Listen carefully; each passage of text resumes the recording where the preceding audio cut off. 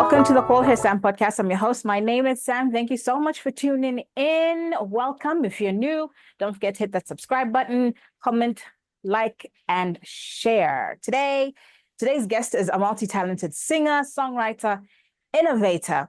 He's considered a pioneer of new school music in Zambia. He's also the owner and CEO of Big Boy Entertainment. Ladies and gentlemen, please welcome TY2. Hello, hello. That's a big intro. It's a big intro. We have to do it big. You are one of the pioneers of new Zambian music. We have to put it out there. I have to give you your Much flowers. appreciated. I have to give you your flowers. That's exactly what I'm doing. Thank you. Are you aware that you're like a teen heartthrob? You made a lot of hearts flutter. And I have no idea. You had no idea. Well, now you do. You made a lot of hearts flutter. You know that thing where, like in that scene from The Lion King, when they're like, say Mufasa, Mufasa, and you're like, ooh. Now you say TY2, Yeah. TY2. Ay, ay, ay. Had to put it out there. Have to put it out there. How are you doing? I'm good. I'm perfect. Can't complain. I see you on the road. Where we headed? I actually had an interview by ZMBC, and I'm actually in the car park. So Okay. I thought it would be I'll be like a heading top to secret thing. Cafe a bit later. Okay. Okay, cool. Yeah. So first things first, you were born in Osaka. So tell me what your childhood was like. Childhood. I think nothing really crazy, but just so normal, two loving parents and yeah, a whole lot of siblings. A whole lot of siblings. Be specific. Are we A talking whole lot of siblings? siblings. Because if I count, we're like 12. We were 13, 14 in total. Yeah. Wow. So Wow. two passed on, and yeah. So it's a big thing. Oh joy, oh happiness. You bully each other here and there. You want the attention. And, yeah. I can imagine. But It was all what good. was it like growing up in a household that size? Was your voice heard, or were you like, because that's a lot of kids. The thing is, to be clever and to make sure that you are heard is to just make that loud noise. You want something, you cry a bit. Automatically, the eyes will shift onto you. Like, what does he want? What's wrong? What's going on? So if you pick up and you figure out, say, for me to be the loudest, this is what I need to do. So I did exactly that. Oh, okay. Be loud. Okay. So would you say you're Yeah, loud now? be loud. Nah, I can't say I'm loud. Well, the music is loud. What I do is loud. I'm quite a silent guy these days. I just observe. Okay. Okay. Okay.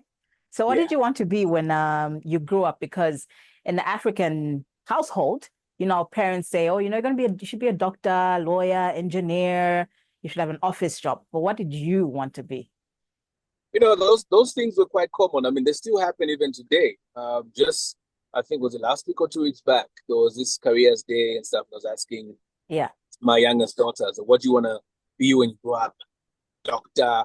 And apparently we found out one of our classmates took up the doctor thing, so she opted to be the nurse. And even though we said, nah, you should be the doctor, I want to be a nurse because Momo is the doctor.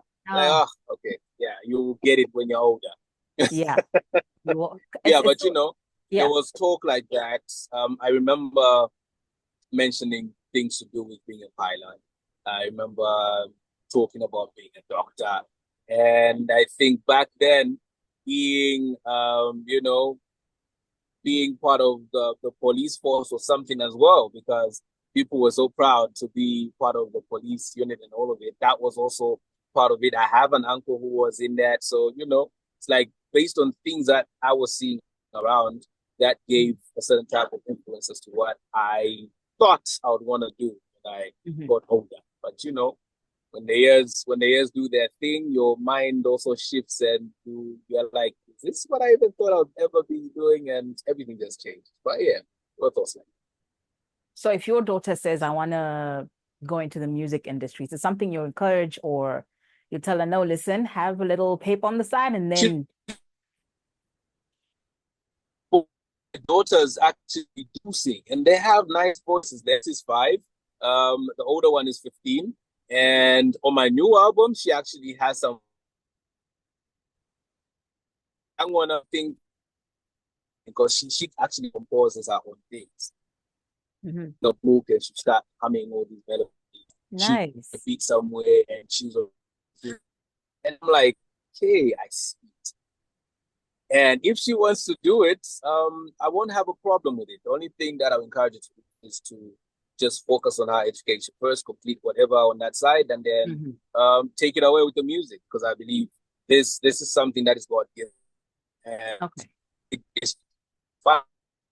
Okay. Message that needs to get to set up before. There's things that we carry. There's purpose attached to it. So I don't want to be the guy that will have problems with God because I blocked something that was given to her in order for her to share certain messages. Now, talk to me about your love for music. Growing up, was your house filled with people singing, your parents singing, or was the music playing in the house all the time? I actually discovered that mom was a singer. I was older. I think really? she hid that side. And But they I always only heard hid these stories things that from us. yeah. Because every time I only heard stories that every time there was like a singing competition thing with what she used to do then, she would always win those little competitions. She would always come on top, like she was a singer, So I know where this came from. And to be frank, the passion for music started when I was in boarding school. And imagine that. Before I even I got to complete my senior secondary. I didn't even know that mom was winning those things. She really kept it hidden. Yeah. Yeah. So I started singing in school, sang in the choir, and it all started from that side.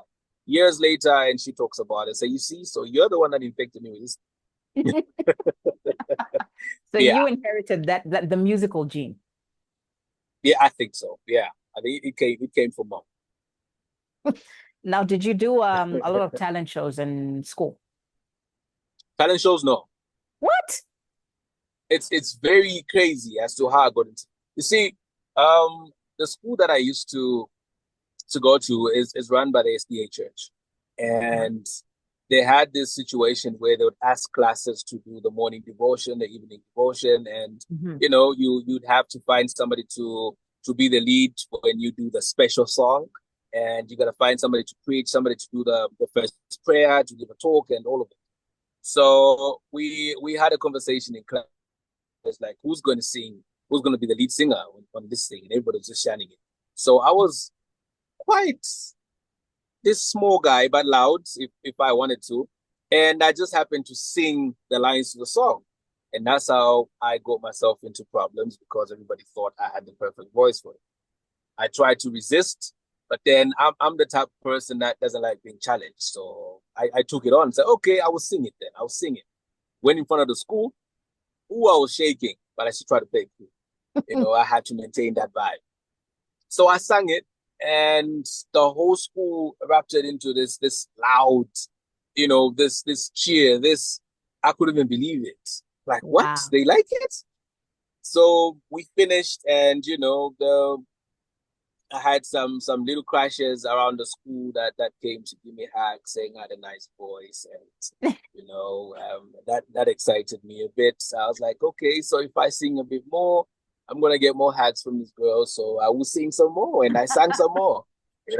That's how it started. Next thing, I joined the youth choir. We used to call ourselves the male chorus. The more we sang, things just started. Next thing, I started writing my own music. By the time I left that school, that was in '98, it was already in. I was writing stuff, and it developed from there. So can we say that's where TY2 was born? That the TY2? The name TY2 came years. I was named Titus because I was very short, and our former president, may so rest in peace, his name was Titus, and his height was So a friend of mine from Rhodes back then was like, you know what, Titus is like for my dollars. That's you're a young guy. Why should we call you Titus? So I'll be calling you Ty2. Oh, okay. Ty2 instead of Titus is get rid of the S and we just give it a because like, you know what, let me change the spelling there, TY2. And so it actually comes from Titus. Wow. Yeah. Who knew? Who the yeah. Mind blown right now. So when did Ty2 get his big break? Big break came when I joined a studio called David Sling Studios, and I went to try out. I initially wanted to join Mondo Music because I think back then Mondo had released a compilation titled Rhythm Nation Project, something like that. So I hoped to be part of that thing. But then by the time I went there, it was already on which artists would be on it. So I missed my chance. So I didn't really get 100% response from them because I was so busy with what they already released. And somebody told me, check out the studio called Cypher. I went to Cypher, did my thing, and the guys there acted like they didn't like what I had to offer. I was grudged, very grudged. Till Exile was like, hey, because he just joined Mondo. And it's like, there's other studio called David Sling, but it's way off in Charleston. Check it out. And I really wanted to get in the studio. And, you know, I wanted my music to be heard by a lot of people. So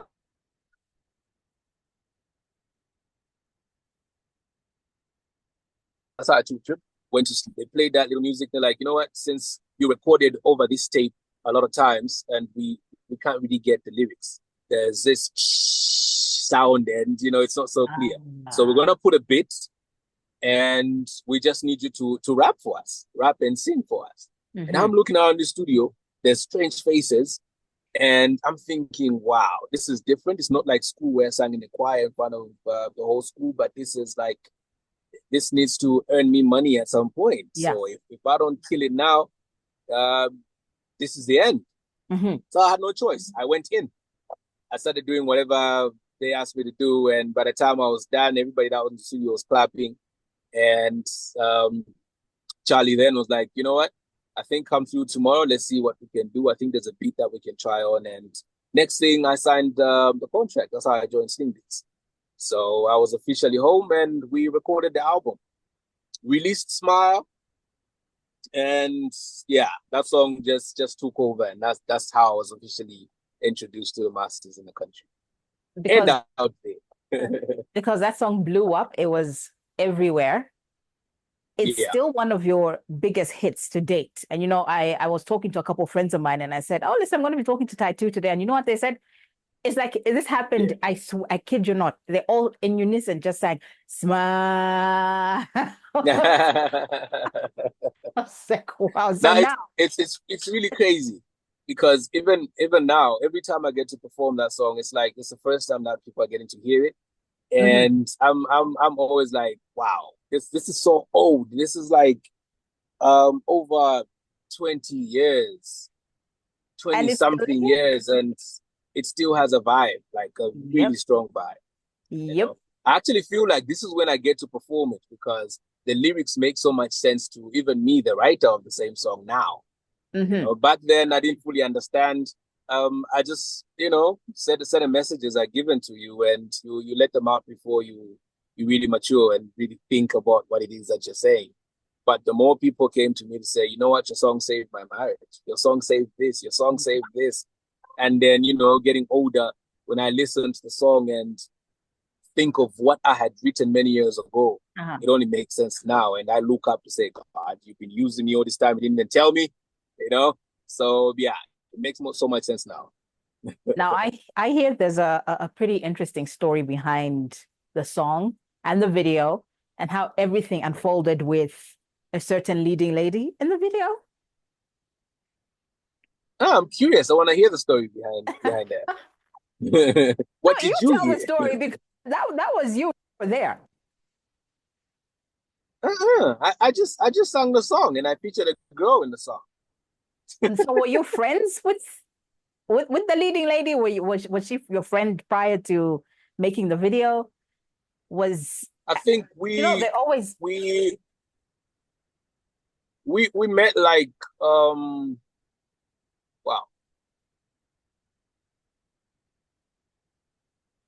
The song was released way before we even met. And I actually attended Leo Muntu's album launch. There was a club called wow, was it Phoenix something? Club Phoenix. Mm-hmm. He had his album launch day, and Hamova and I said, "No, you know what? Let's go and support Leo Muntu. Let's pass through." And I just saw this tiny little girl carrying this chair, and I laughed at her because she seemed to be struggling with that thing. I didn't even offer to help. I just laughed, and yeah. You So didn't even next offer thing to help, sir. I was in the zone. I was in a vibe. Okay. Young me was in a vibe, you know, and you know we continued whatever it was that we were doing then, and she came out. So I just got up, I followed her, introduced myself, and she wasn't really a fan of Zambian music, and she didn't really get exposed to the music itself. So even when I introduced myself, she was like, okay. Yeah, she had that look of, and Yeah, like, and okay, so you are okay, what am I supposed to do with that information? You know, like gave me a bit of attitude. Yeah. So yeah, I think the friendship developed from there. Uh-huh. The friendship developed from there. And then one time I had um, a late friend's young brother pass through home that a day after we met. Yes, a day after we met. And I don't even know, I just mentioned it. So I met this interesting girl yesterday. Her name is this, and like, I know that girl. What you mean you know that girl? She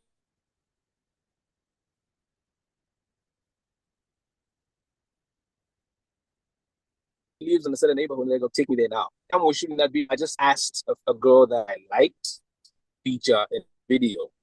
They doing what, and like my agreed to the video.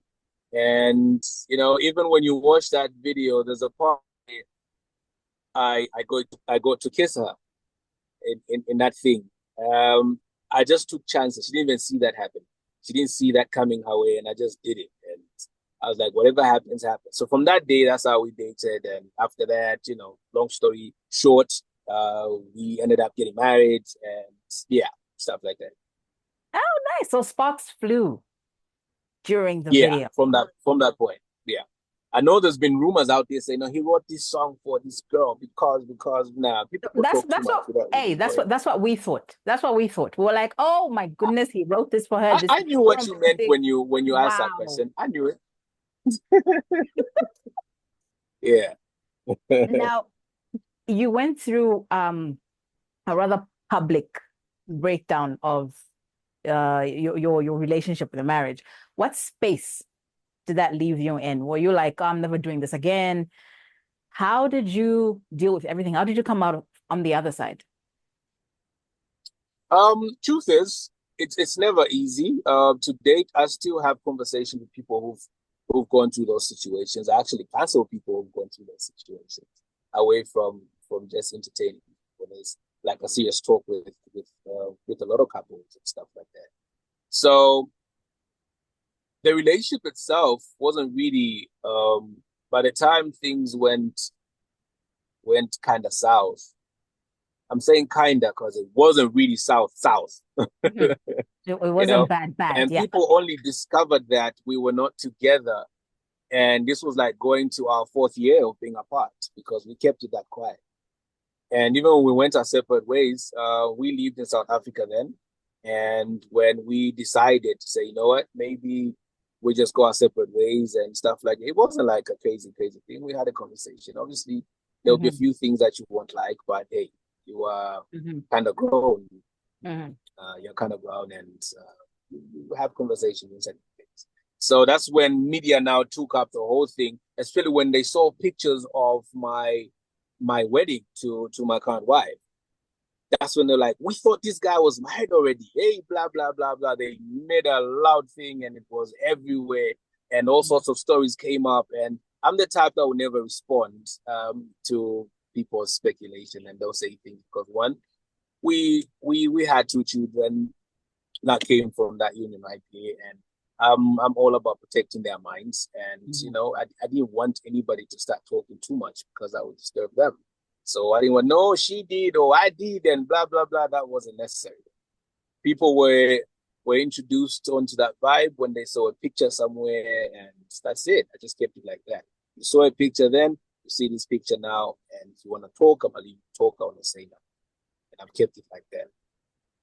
But we were apart for like almost 4 years already. You know, so yeah, that space was pretty crazy just after. And you can imagine where you don't really have family in a foreign country and your family is in Zambia. So I lived alone for some time, visiting my kids. Obviously, she had moved into a different apartment as well. And it was crazy. You know, you get to your house, you're used to kids running around and making noise, and it's all quiet.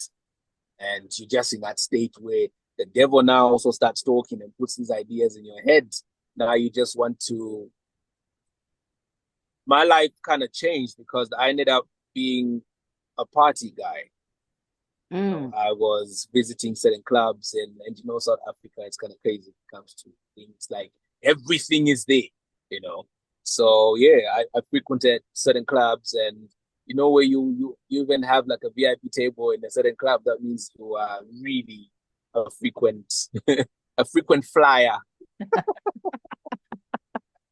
You were that guy. Yeah. But then, you know, I just felt like at some like this thing is killing me, and I need to get back home. And I just told her, like, you know what, I'm going to Zambia, so I'll be back. Even I was working for Vodacom then, and I just told my boss then, I'm like, you know what, I need to take a trip. I urgently need to take a trip. And that's how come I came back here, and I never went back to South Africa. I left everything that I owned that side. I left everything in the apartment, like everything. I just came with a bag.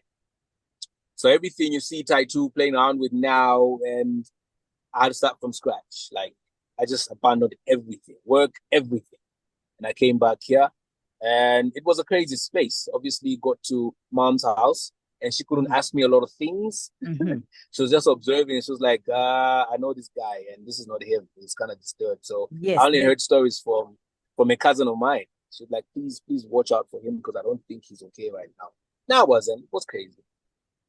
It was crazy. But yeah, as time went on, you just understand. And there's a voice that speaks to you if you pay attention. This is not the end of the world. I am here. So slowly started building a few things. Met up with a few friends who were all positive, and yeah, I got out of it.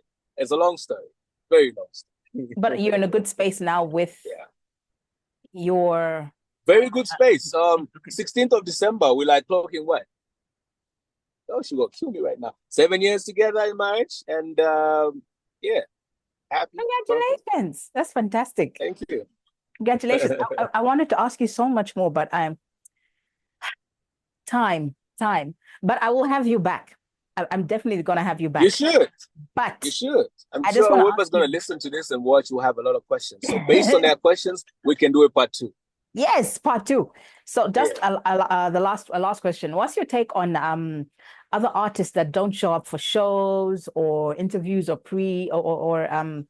TV interviews? Because I've heard horror stories, and I could get messy and put one artist on blast who did that to me, who didn't show up, who didn't even send an apology text or that's what you get for not calling me. I said no, sorry.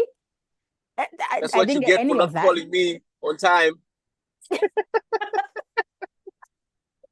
No, I'm just playing. What advice would you give our good brothers and sisters out there to do better? Because I mean, God doesn't like ugly. So No, he doesn't.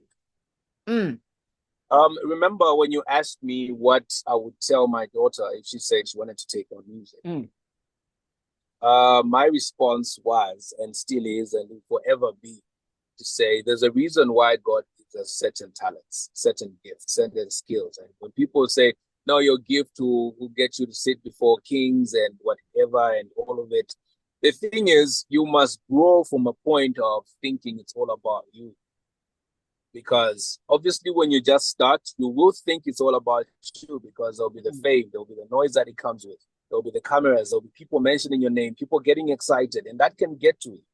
And if you're not careful, you lose yourself in that space because all of that comes with the drinks as well, the parties, the drags. And these are things that I got crazy with at some point. And I'm so happy right now because God's grace, I was able to snap out of the cocaine use, snap out of the alcohol abuse and all that crazy stuff. So were that when guy. you think it's all about you, yeah, I had my share party. So when I talk to young people right now, I know what I'm talking about because I've been there. So even the upcoming artists, I'll talk about certain things and some will think, wow, I need to. I'm like, no. I'm saying this so that you learn, not that you should do it because you might not be me. You will die. There's friends that I used to know in the industry that I buried a long time ago. You know? Yeah. So back to what you asked me to talk about. You need to get to a level where you're thinking, this is not about me, but it's about the next person. Even the Bible will tell you, love your neighbor as you love yourself. But the key thing there is you must really value your neighbor more than you value yourself. I know some will argue because they won't really get what I'm saying. But the fact is, if you really pay attention to your neighbor, then you're fulfilling purpose. So if I'm called for an interview, I'm called for a show, that show is not really about me. Yes, my brand is being asked to show up in a certain space, but the core thing is I'm being asked to go and have a conversation with certain people that side, and it's because of what I carry that I'm being called to go and show myself. The message that I need to carry out there is necessary for whoever it is that will be looking up and watching me. The thing is, when I'm up on stage there, people don't look down, they face up. So if you understand that I'm on an elevated platform, I need to behave and watch what I do because the moment I take this for granted, that's it. If it's taken away from me, that's it. I'll have to respond to whatever consequences that come with it. Yeah. So you need to respect yourself and understand it's not about you. Yes, your part is to nurture the gift, to make sure it's on point, it is nice, it is pleasing to whoever is going to listen to your stuff, but then polish your message, make sure your message is giving people life, and just behave, plain and simple. Grow up, behave. That's just what behave. It is. Yeah. I hope that makes sense. I love that. Yes, made a ton of sense. Thank you so much for making time to speak to me. Thank you so much. I know we had a little bit of a shakeup when beginning, but thank you so much for being patient.